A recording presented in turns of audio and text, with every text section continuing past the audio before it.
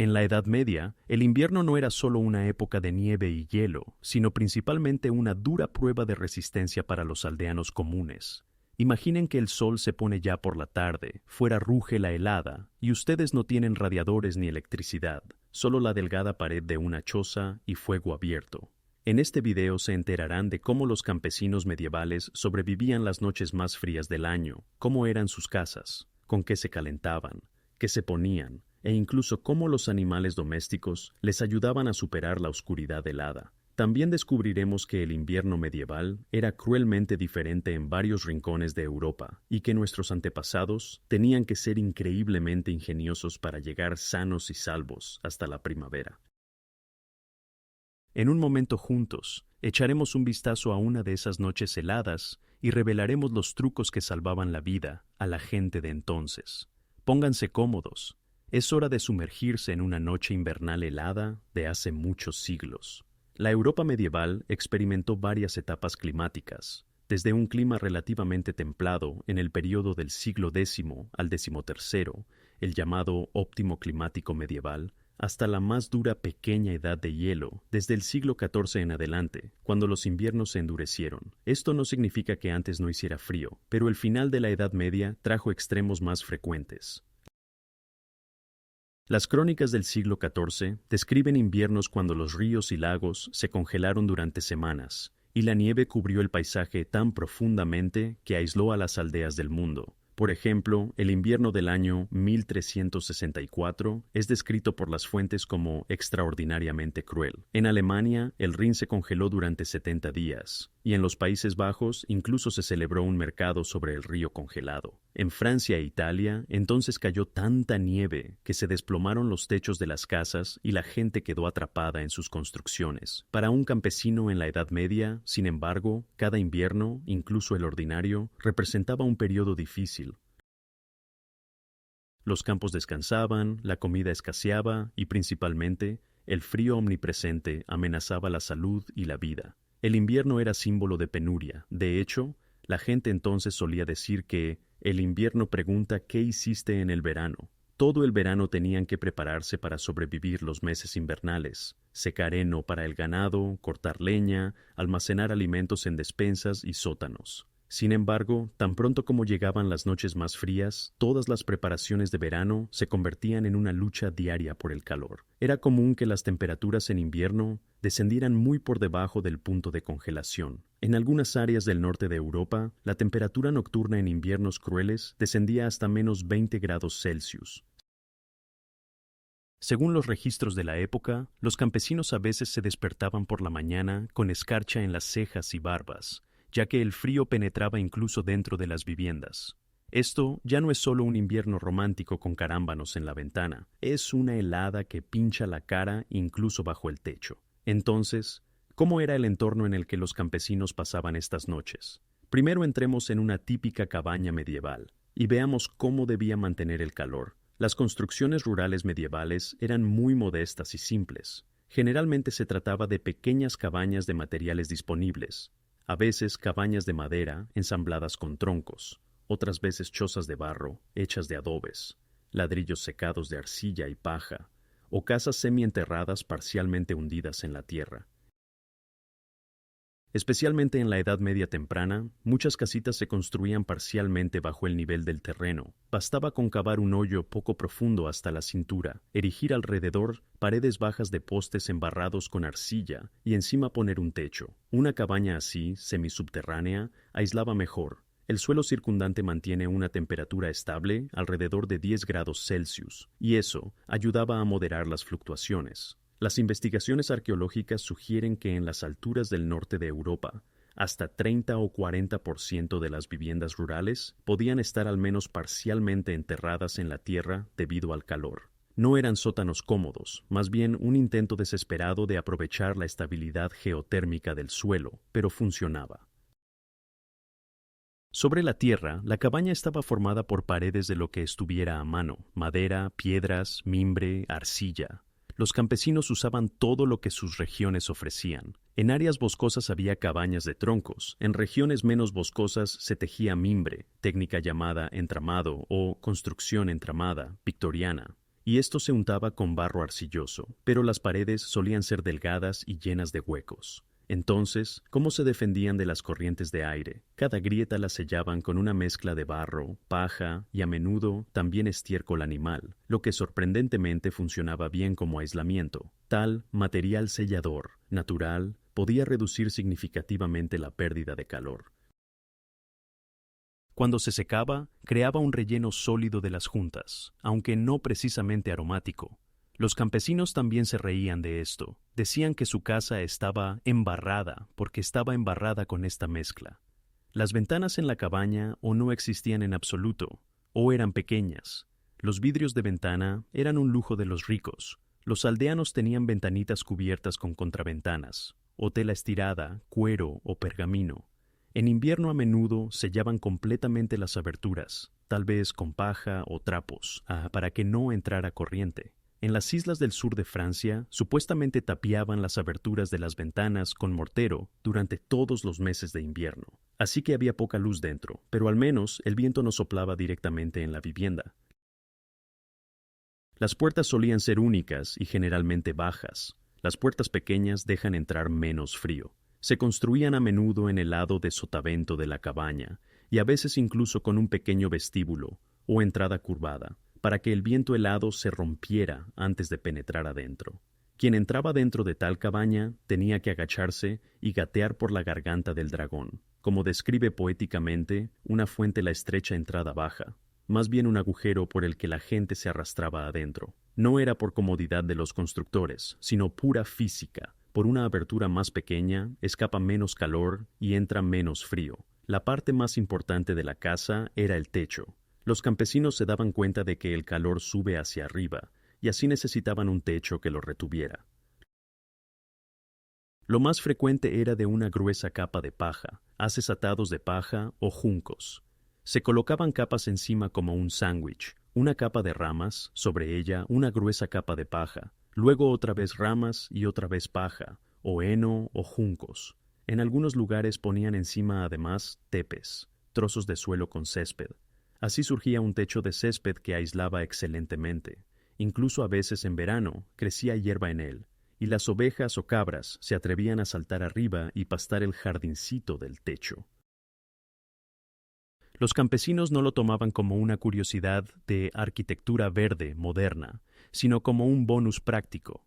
La hierba en el techo echaba mejores raíces y mantenía unida la paja.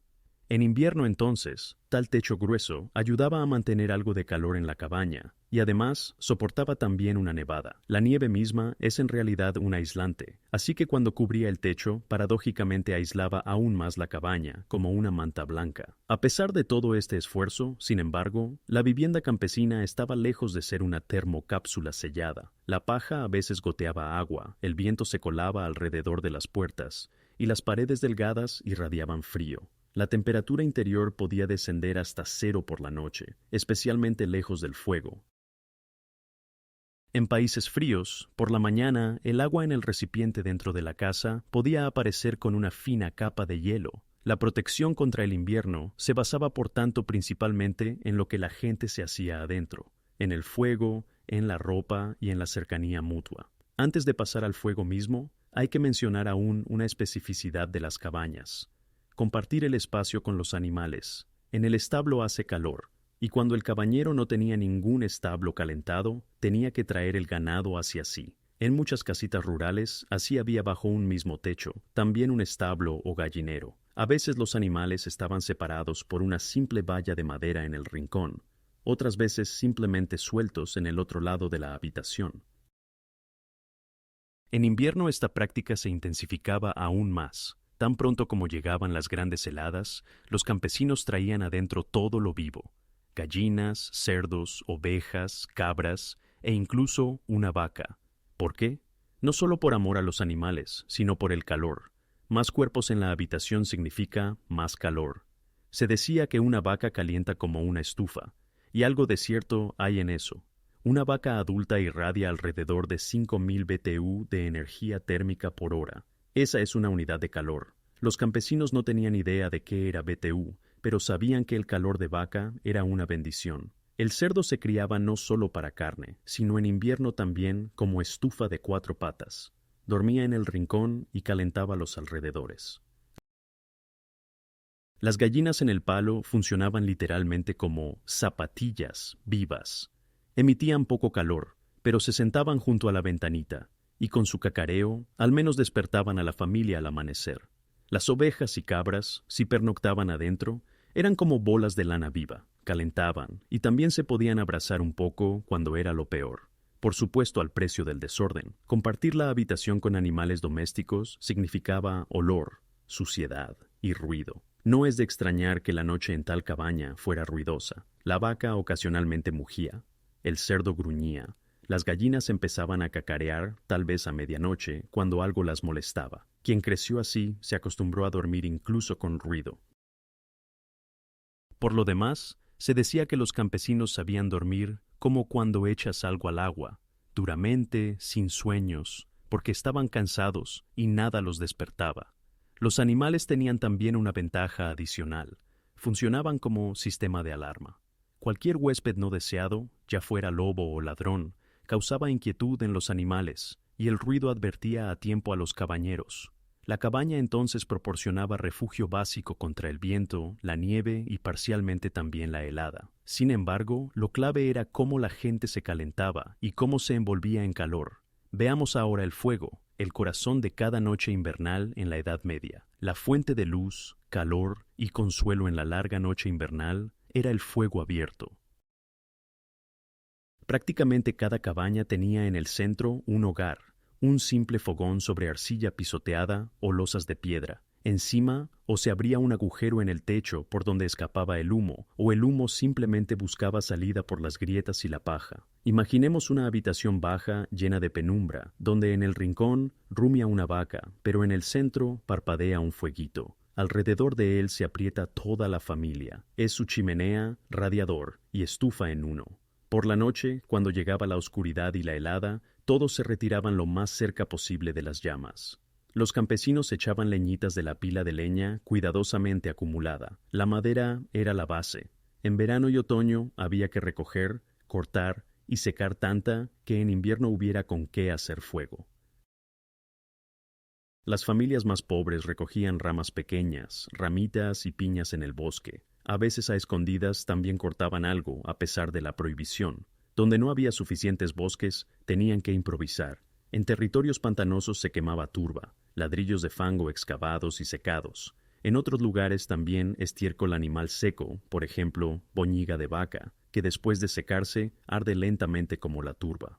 En algunas áreas, como en el norte de Inglaterra o en el Ruhr, la gente ya en la Edad Media recogía y quemaba carbón de superficie, el llamado carbón de piedra, que en algunos lugares se podía encontrar aflorando en la superficie. Sin embargo, esto humeaba mucho y apestaba, así que se usaba más bien en las ciudades en las herrerías. En el campo, la madera siguió siendo el combustible principal, y en caso de necesidad, la paja. A veces se quemaban manojos de paja u hojas secas para que al menos por un momento brotara calor. Por ejemplo, al encender el fuego por la mañana. La luz en la cabaña la proporcionaban precisamente las llamas del fuego. Las velas de cera eran caras. Esas se las dejaban a las iglesias y los ricos. En lugar de ellas, los aldeanos a veces se hacían antorchas empapadas en brea o lamparitas de platitos de arcilla en los que ardía grasa animal o sebo. Estas lámparas provisionales pero humeaban y se acababan rápido. Por eso después de anochecer, generalmente no se encendía nada más. El fuego bastaba perfectamente. Los campesinos se sentaban alrededor del hogar, conversaban, reparaban herramientas o arreglaban ropas a la luz de las llamas. Del fuego irradiaba calor agradable a la cara, pero la espalda ya la tenía uno helada. No era excepción que los miembros de la familia se sentaran lo más cerca posible unos de otros, tanto por compañía como para calentarse mutuamente con el cuerpo cuando ya no cabían en el fuego. Mantener el fuego durante la noche era arte y necesidad. Encender fuego con eslabón no era precisamente fácil. Sacar chispas con eslabón y pedernal a la yesca, avivar la llamita, eso requería destreza y yesca seca. Por eso la gente se esforzaba para que no se les apagara el fuego. Por la noche lo sofocaban. De una gran llama hacían brasas al rojo vivo y las enterraban en ceniza para que permanecieran calientes durante mucho tiempo. Este fuego, así conservado, en forma de brasas humeantes, duraba hasta la mañana, cuando se avivaba de nuevo. Por supuesto, a veces se apagaba. Entonces no quedaba más que pedir fuego al vecino, o volver a hacer chispas. Probablemente no es sorpresa que levantarse de noche al fuego fuera una obligación común. El dueño de casa o la dueña durante la noche se levantaban varias veces, revisaban el hogar y echaban un palito para que la familia no se congelara. Era como una estufa viva que requería mantenimiento. Sin embargo, el calor del fuego no llegaba a todos los rincones. Cerca del hogar podía estar agradable, pero junto a las paredes de la cabaña a veces se formaba escarcha. Los campesinos, por tanto, tenían que inventar maneras de llevar algo de calor también al lugar donde dormían, y así entraron en juego trucos interesantes. Por ejemplo, piedras o ladrillos al rojo vivo. Por la noche, mientras parpadeaba la llama, los campesinos echaban al fuego un par de guijarros grandes o ladrillos. Estos se calentaban ahí al rojo vivo. Antes de dormir, los sacaban cuidadosamente con una pala o tenazas. Los envolvían en un trozo de manta vieja o trapo y los metían en la cama entre las mantas. La piedra caliente lentamente transfería calor a la cama y funcionaba como una bolsa de agua caliente o manta eléctrica de hoy. Por supuesto había que tener cuidado. A veces el trapo se resbalaba y la piedra al rojo vivo podía prender fuego a la paja de la cama. De estos accidentes ocurrían bastantes, y así en la Edad Media tardía apareció también un calentador metálico para brasas. Parecía una sartén plana con tapa y mango largo. Adentro se ponían brasas al rojo vivo, se cerraba la tapa y luego con esta sartén calentadora se pasaba por la cama para que calentara las mantas. Sin embargo, era una herramienta peligrosa. Bastaba una brasa que se cayera, o una sábana demasiado delgada, y la desgracia estaba hecha. De tal caso del Palacio Real, incluso existe registro. En Inglaterra, una vez una niñera calentaba la cunita al niño real, precisamente con tal calentador sobre rueditas, y casi incendia todo el palacio. En las cabañas campesinas se trataba más bien de improvisaciones con piedras, porque los calentadores metálicos los tenían solo los burgueses más acomodados. Sin embargo, los campesinos usaban una manera aún más simple de calentarse antes de dormir: comida y bebida. Una gachas caliente o sopa espesa para cenar garantizaba que el cuerpo tuviera combustible y se calentara desde adentro. Se bebía cocimiento caliente de hierbas, leche caliente o cerveza calentada en caldero junto al fuego. Bebidas como grog o vino caliente los conocían más bien los burgueses, pero incluso los aldeanos echaban en el jarro con cerveza una piedra al rojo vivo para calentarla. En Francia aún existe la bebida chaufrette, que es en realidad cerveza o mosto calentado con piedra al rojo vivo. Esa costumbre supuestamente se remonta precisamente a la Edad Media. Comida caliente y un trago de bebida caliente antes de dormir hacían maravillas. La gente creía que, por ejemplo, la sopa de ajo calienta la sangre y ahuyenta el escalofrío. Donde había el lujo de especias, añadían a las bebidas jengibre, canela o pimienta, después de los cuales el cuerpo estaba más caliente. Quien tenía esa suerte y podía cenar hasta saciarse, se dormía en la cabaña fría mucho mejor que el que pasaba hambre. Estómago vacío y frío es una combinación terrible. Cuando ya llegaba la hora de acostarse, la cabaña se sumergía en la oscuridad. Las últimas brasas brillaban en el hogar y la gente se preparaba para acostarse. Ahora llegaba el turno de otro secreto de supervivencia de la noche helada: capas de ropa y lecho provisional en el que todos se apiñaban juntos. Si alguna vez se han quejado de que en invierno hace frío en el dormitorio, imaginen que se acostaran a dormir en una habitación donde hay tal vez solo unos grados sobre cero. Los campesinos medievales tenían que armarse apropiadamente con ropa y ropa de cama. En invierno andaban en casa prácticamente vestidos constantemente, incluso de noche. Ningún pijama existía entonces. Se dormía con lo que estuviera a mano y lo que calentara. Costumbre común era llevar para dormir un gorro, el llamado gorro de noche. No era broma ni extravagancia. El cuerpo humano pierde mucho calor por la cabeza, y así, hombres, mujeres y niños se ponían para la noche gorros tejidos o gorritos de lana para no resfriarse. A menudo dormían con ellos incluso durante el día en la cabaña. Además del gorro, a menudo se dejaban también otras capas de ropa, principalmente cuando intuían que la noche sería dura. La ropa interior entonces estaba formada por una camisa larga de lino, que servía también como ropa de noche. Pero encima se ponían tranquilamente aún una chaqueta de lana o túnica extra, y en su caso se calzaban calcetines tejidos u onas, tiras de tela, enrolladas alrededor de los pies. Así envueltos en sus propias capas, se acostaban en el lecho. En este video, dentro de poco se enterarán de cuántas capas de ropa llevaban los campesinos más curtidos. Y créanme que las tendencias de moda de hoy llorarían. La gente más pobre a menudo no tenía tantas ropas, pero quien podía se ponía tranquilamente 4, 5 o más capas. Un registro del siglo XV jocosamente cuenta de un aldeano que se enredó tanto en sus trapos de invierno que su esposa tuvo que rodarlo por el suelo como un barril para sacarlo de esas capas. Eso es por supuesto exageración, pero muestra gráficamente que vestirse era el arma número 1 contra el invierno. La ropa de lana caliente era clave. Como se decía, la lana calienta incluso mojada. En la lana de oveja permanece la lanolina, grasa natural que repele el agua y mantiene las fibras flexibles. Los paños gruesos de entonces, aunque a menudo olían a grasa de oveja y picaban un poco, a cambio no se calaban, e incluso húmedos seguían calentando. En el campo, las túnicas y capas de lana se heredaban por generaciones y se aprovechaba cada mechón.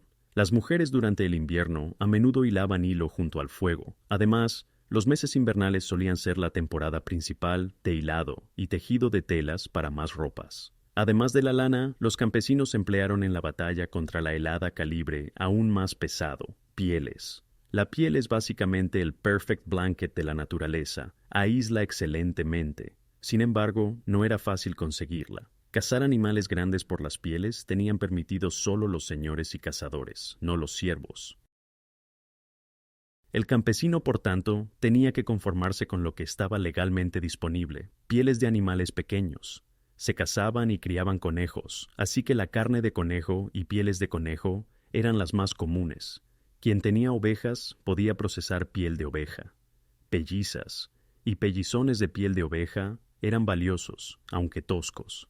También se aprovechaban pieles de zorros y comadrejas, si se lograba atraparlos en trampas. Incluso las pieles de gato servían. Por lo demás, en la Edad Media, los gatos no se criaban solo por placer, sino también por la piel, lo que desde la perspectiva actual es triste. Pero entonces se trataba de calor de niños versus vida de gato. Las leyes suntuarias, reglamentos medievales que regulaban quién podía llevar qué ropa. Por ejemplo, en Inglaterra, en el año 1363, establecieron que la gente común podía llevar solo pieles más baratas, de conejo, oveja, zorro o gato. Las pieles preciosas como armiño o cebellina pertenecían exclusivamente a la nobleza. Aún así, los campesinos se las arreglaban. Cosían montones de pequeñas pieles de conejo en una sola capa. Ribeteaban las chaquetas con piel por dentro para que no se viera, y principalmente se cubrían con pieles por la noche. Quien tenía un viejo pellizón de carnero, ese servía de noche como edredón. Las pieles eran pesadas y duras, pero mantenían el calor y no se calaban. Vamos ahora al hecho mismo. En la cabaña no solía haber dormitorios separados. Toda la familia dormía junta generalmente en una habitación. Cama en nuestro sentido, armazón con colchón, la tenían solo los campesinos más ricos y burgueses. En la cabaña típica, el lecho era simplemente un lugar en el suelo, junto al hogar alfombrado con paja, el llamado jergón de paja. Los campesinos acumulaban durante el verano paja limpia, y en invierno hacían de ella un montón decente sobre el que se acostaban. A menudo metían esa paja en un gran saco de tela o bolsa, así surgía un colchón primitivo. Los arqueólogos descubrieron que estas camas de paja podían tener tranquilamente medio metro de grosor. Eso ya era un aislamiento sólido del suelo frío. La paja funcionaba sorprendentemente bien. Cuando se asentaba, creaba una base blanda y entre los tallos quedaban bolsas de aire que aislaban como papel de burbujas natural. Era importante mantener el jergón seco. La paja mojada sería fría. Por eso la cama a veces durante el día se mullía y secaba junto al fuego. Se tiraba la paja vieja empapada y se reponía paja fresca seca. El cambio de paja tenía también efecto higiénico. En el jergón viejo gustaban de instalarse roedores e insectos. Imaginen que por la mañana sacuden la manta y de la paja les salta un ratoncito o se rueda un huevo olvidado de gallina. Incluso tales historietas circulaban. Un campesino supuestamente encontró por la mañana en su cama un huevo recién puesto. La gallina se le había anidado de noche junto a los pies, donde tenía calor. Similares alegres aventuras, pero muestran la realidad de que personas y animales dormían literalmente uno junto al otro. No nos hagamos ilusiones sobre limpieza alguna. En la paja había pulgas, chinches, toda clase de bichos. Trataban de limitarlo. Por ejemplo, colgaban durante el día sus mantas de lana cerca del humo, porque el humo repele los insectos, y así ahumaban tanto las viviendas como la ropa de cama. Sin embargo, las picaduras de pulgas pertenecían a la vida, y los niños a menudo se acostaban rascándose. Sobre la paja se extendían las mantas que hubiera disponibles. Tal vez abrigos viejos, capas, mantas de lana gruesa. A veces se cosían trapos de tela en una gran manta. Edredones rellenos de plumas los conocían en la Edad Media más bien los ricos. En las aldeas, tal vez aquí y allá, tenían una almohada de plumas, pero edredones de plumas eran mínimos. Estos se extendieron más tarde.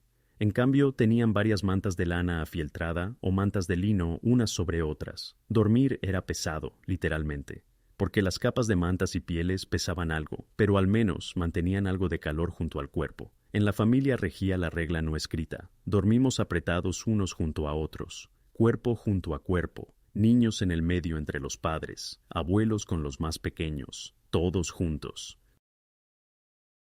Con más miembros de familia, eso significaba incluso 10 personas en un montón de paja.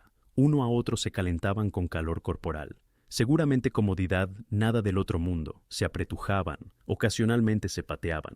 Pero el objetivo era sobrevivir la noche sin dedos congelados. Así que mientras las familias de hoy resuelven quién tiene habitación propia, la familia medieval sabía que cercanía significa calor y seguridad. Ahora ya tenemos idea de en qué dormían y qué llevaban puesto. Vivamos entonces tal noche invernal hora por hora. ¿Qué hacían los campesinos por la noche? ¿Cómo dormían? ¿Y cómo superaron los momentos más crueles del frío antes del amanecer? Cierren los ojos y traten de trasladarse a una pequeña aldea medieval en pleno invierno. Digamos enero del año 1400, en algún lugar de Europa Central. Afuera, alrededor de las cabañas, yacen montones de nieve. La noche clara sembrada de estrellas baña el paisaje con luz azulada. Temperaturas muy por debajo de cero. En la cabaña del campesino, Ondrej precisamente se extingue el fuego después de la cena. Ondrej, su esposa, sus 3 hijos, la abuela y el abuelo. Todos se aprietan alrededor del hogar. Hace un momento comieron una cena modesta. Gachas de cebada calientes con cebolla. La regaron con un poco de cerveza caliente. La abuela echó al fuego el último leñito. No le apetece, pero sabe que debe ahorrar leña. Falta mucho para la mañana. Los niños se acurrucan y se les cierran los ojos. El padre Ondrej cuenta una historia, tal vez de una batalla antigua, o de cómo en su juventud nevó hasta el techo. Todos escuchan. Ocasionalmente en el silencio crepita una ramita ardiendo. Afuera ulula un búho. La madre atrae hacia sí al hijo menor.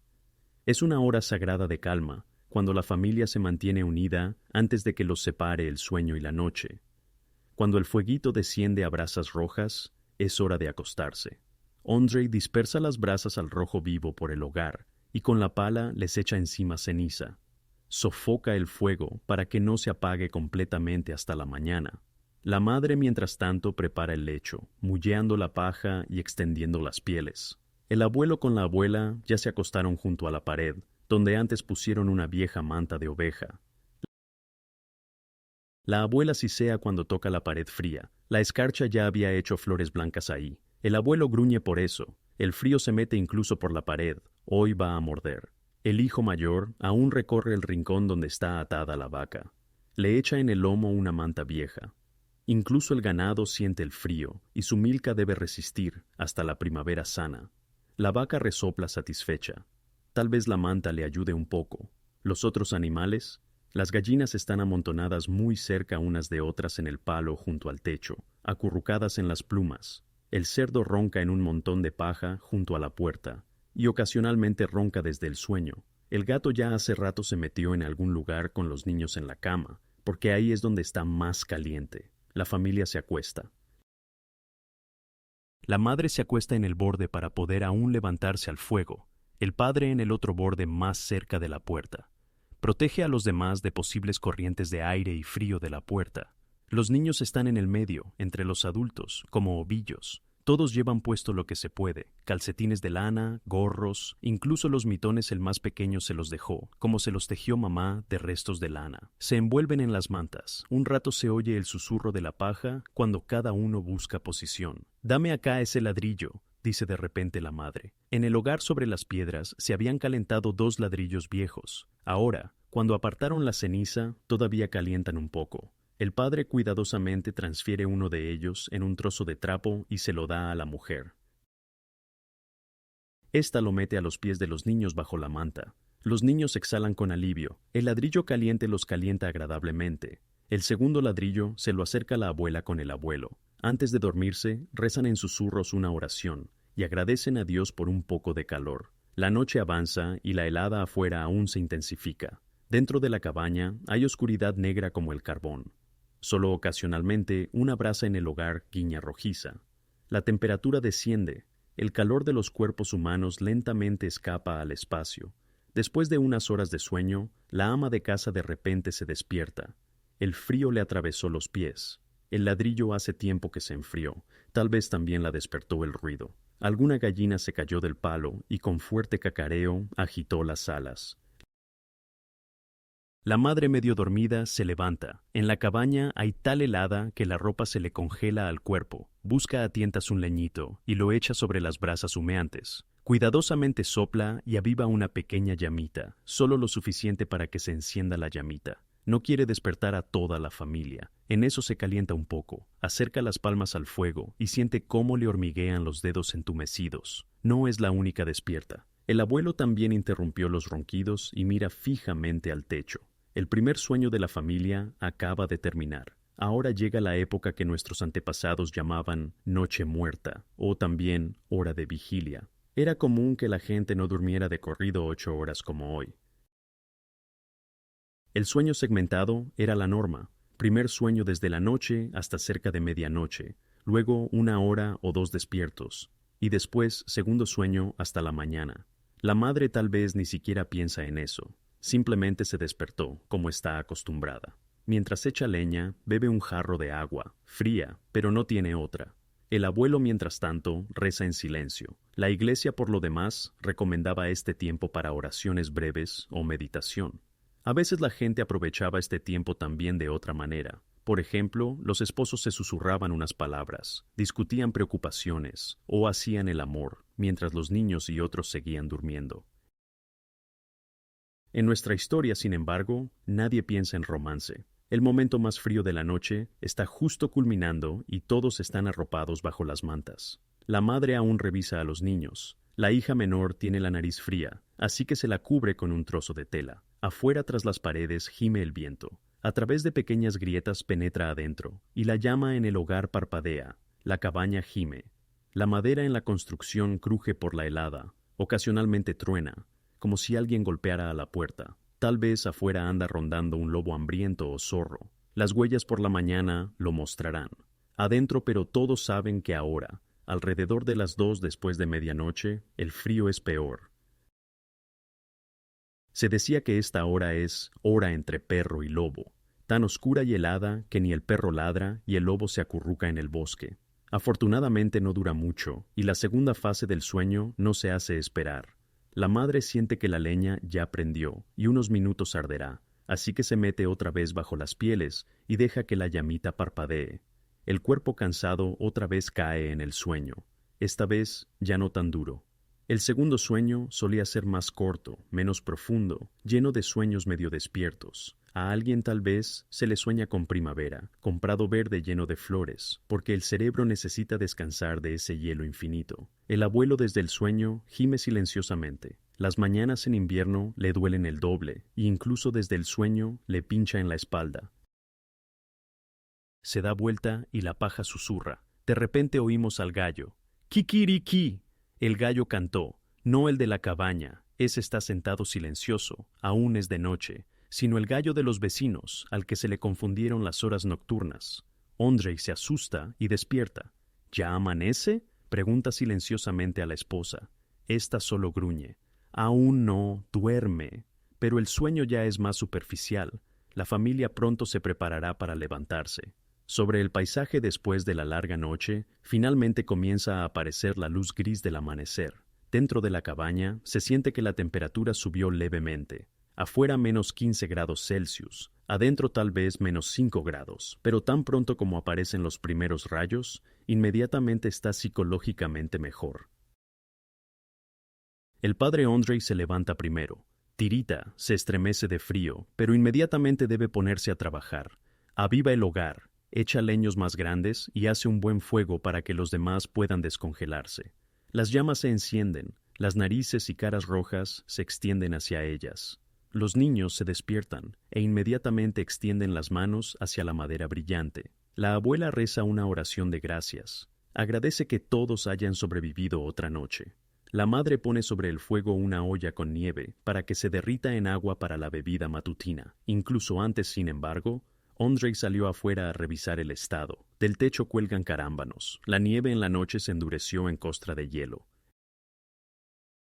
Es necesario echar un vistazo también al pozo y fuente. En invierno, a menudo había que romper la capa de hielo para llegar al agua. Ondrej, por tanto, rompe el agua congelada en los bebederos para el ganado y saca un cubo de agua del agujero en el arroyo. En eso tiembla de frío, pero el frío le da energía de entrada. Es hora de comenzar un nuevo día.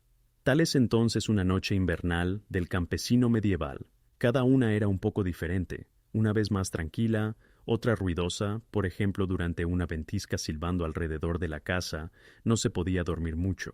Sin embargo, todas tenían en común que eran largas, oscuras y frías. La gente se acostumbró a ese ritmo y encontró maneras de sobrevivirlo.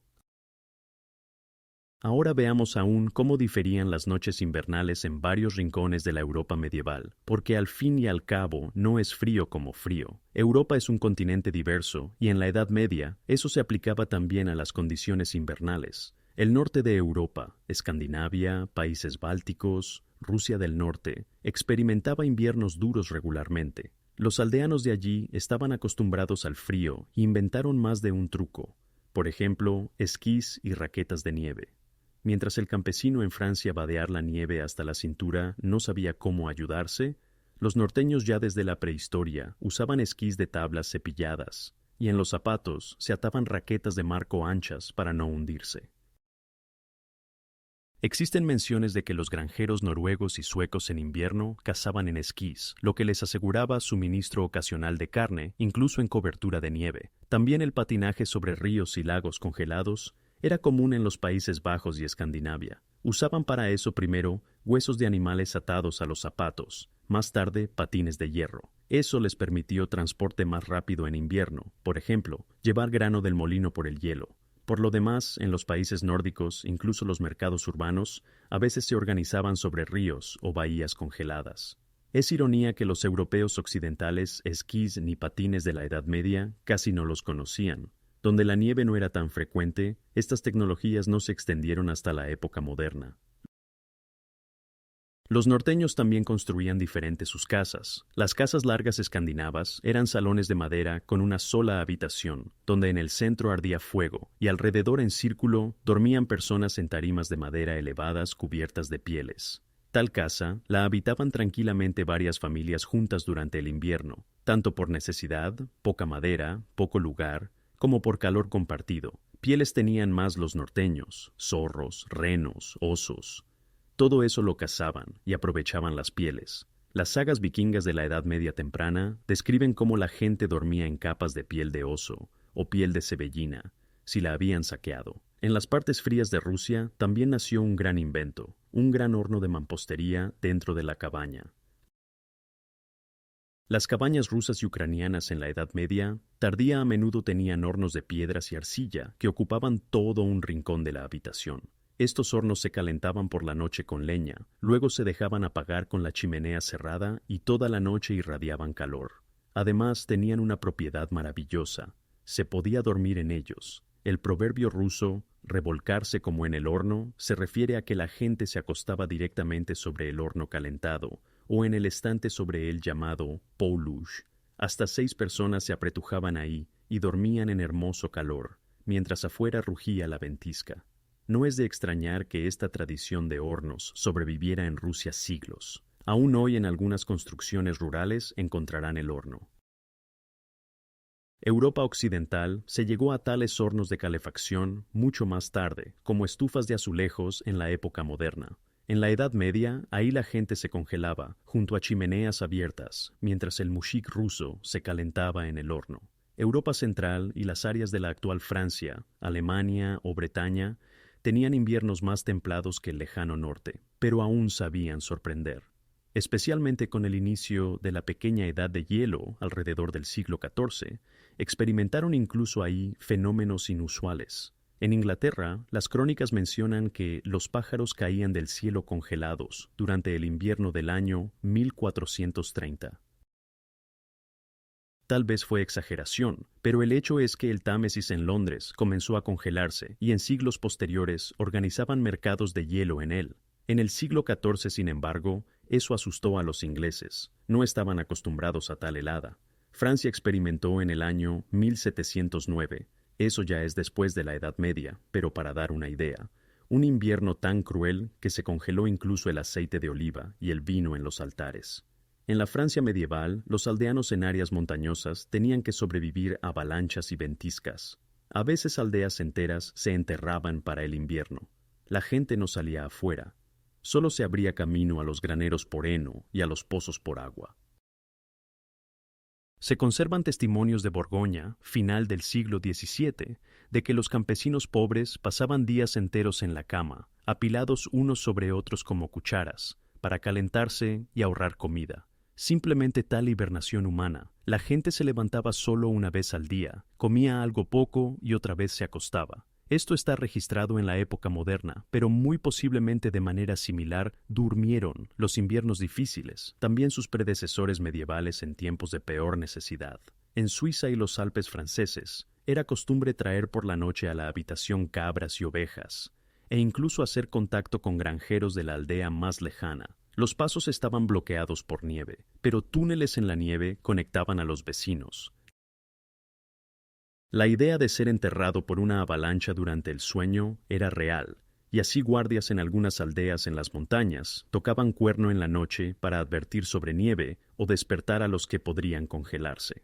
Europa del Sur, Italia, España, Balcanes, tenía inviernos más templados, pero por eso más traicioneros.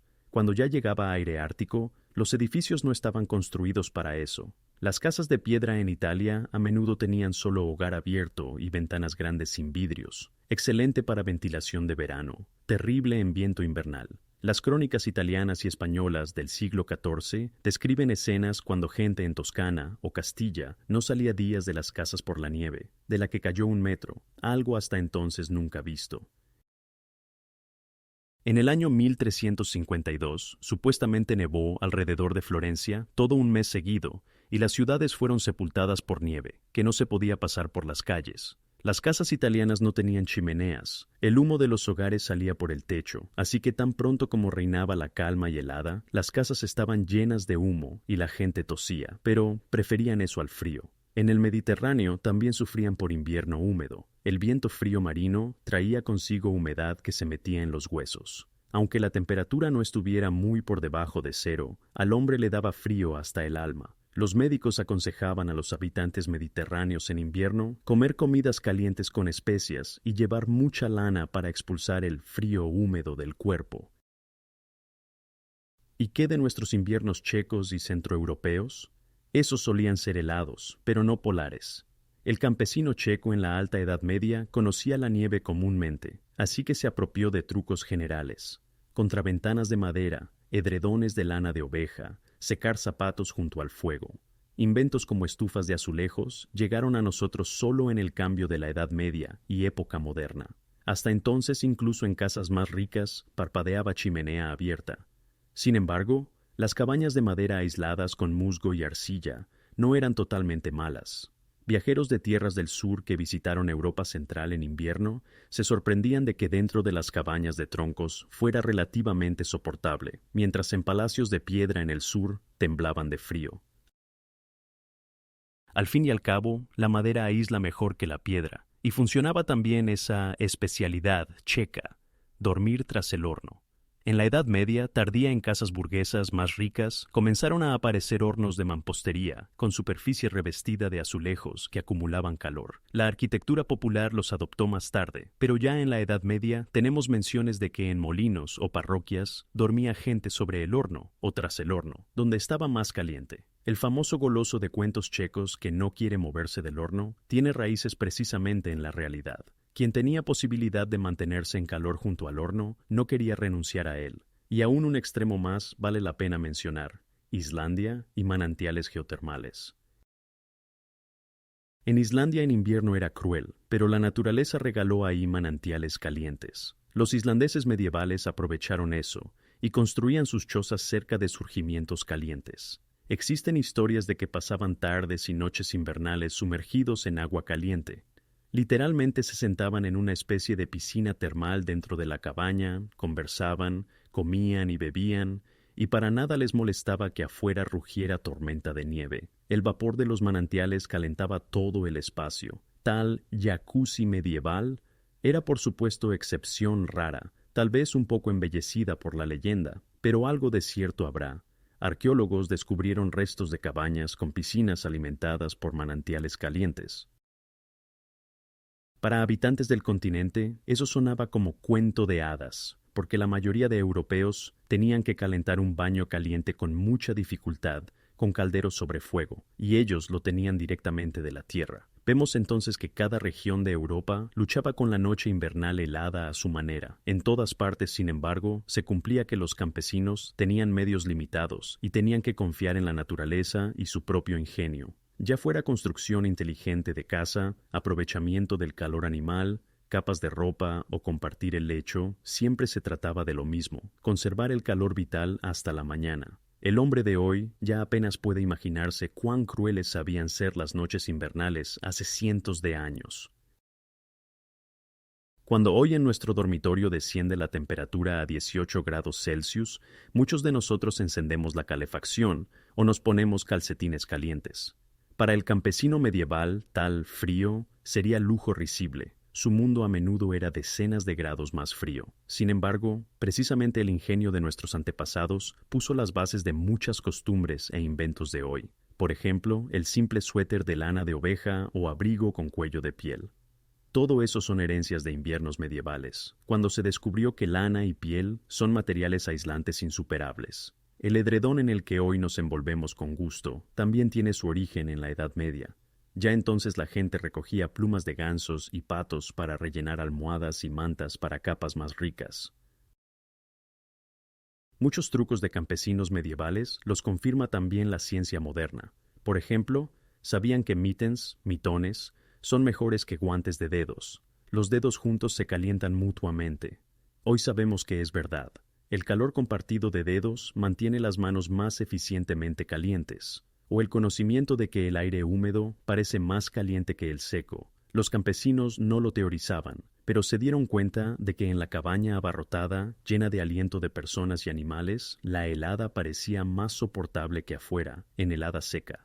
Hoy diríamos que la humedad aumenta el índice térmico. ¿Y qué decir del principio del sueño segmentado? Estudios modernos descubrieron que el cuerpo humano naturalmente puede dormir en dos fases, si está sin iluminación artificial. Exactamente así como lo hacían los hombres medievales durante las largas noches. Primer y segundo sueño con despertar en el medio. Hoy la mayoría de nosotros dormimos de corrido, pero no es casualidad cuando ocasionalmente en la noche nos despertamos solos. El cuerpo tiene esta memoria en sí. Nuestros antepasados también sabían bien que cooperación y comunidad son clave en invierno. Se reunían en habitaciones, se ayudaban con leña, se prestaban fuego a los vecinos, juntos mataban ganado para carne antes del invierno y compartían provisiones. Ese vínculo de comunidad era tal vez el calor más importante que los mantenía vivos. La conciencia de que no estaban solos en eso.